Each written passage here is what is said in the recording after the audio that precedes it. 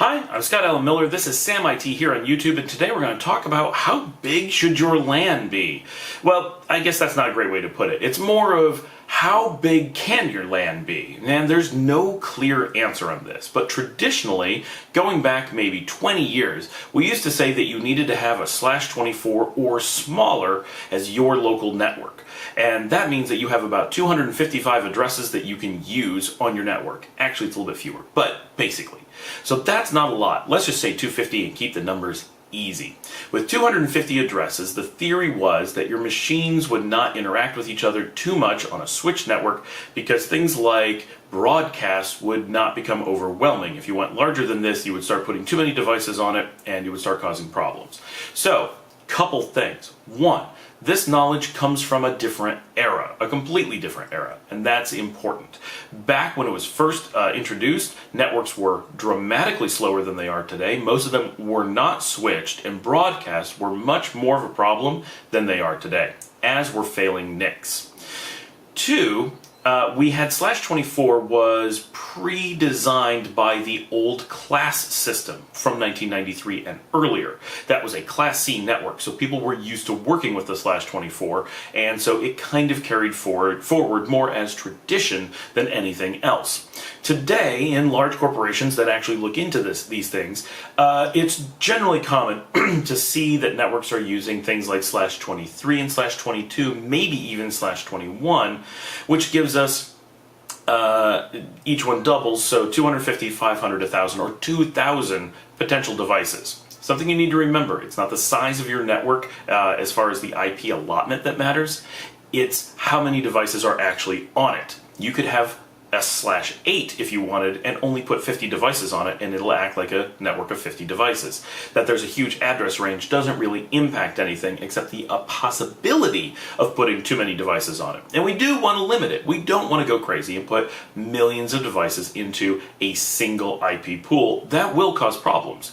But in the modern world, those problems generally happen above 1,000 or 2,000 devices, not 100 or 200 devices. The world has changed. And as we move to more and more modern networks with faster and faster connections, less and less broadcast, those things keep coming down. And if you have a problem with broadcast on your networks, instead of making your network small and complex, you might want to consider addressing your broadcast problem. Maybe you are handing out too many DHCP addresses. Maybe you have something failing. Maybe you have something broadcasting that shouldn't be. Or maybe you just have a lot of traffic. But in any case, it's generally worth investigating why something is causing you a problem rather than the band-aid of making your network unnecessarily small. Small networks have their own complexity. You have routing points where you have to send traffic between those networks and so forth, and you just have to manage more things. Of course, really large corporate networks must have lots of subnets, and it can't be avoided.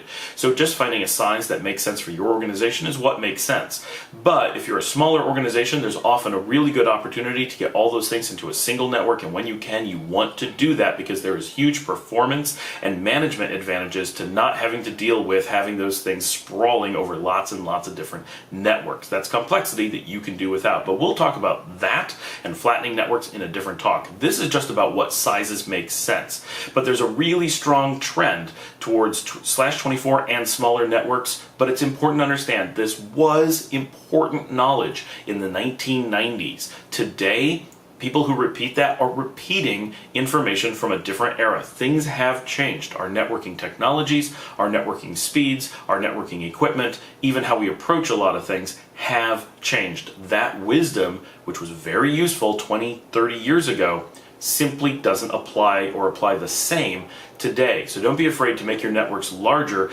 Don't keep focusing on making them unnecessarily small. That's not how the world works today. You will, in almost all cases, get dramatically better performance, let alone reliability and ease of use, by having a reasonably large network, pushing even into more than 1,000 devices on your range, which means you need to have at least 2,000 addresses available, because you can't have 1,001 devices without jumping to 2,000 addresses. So that's my advice. Don't be afraid to go larger, because we've traditionally had this incorrect feeling that we needed to go smaller.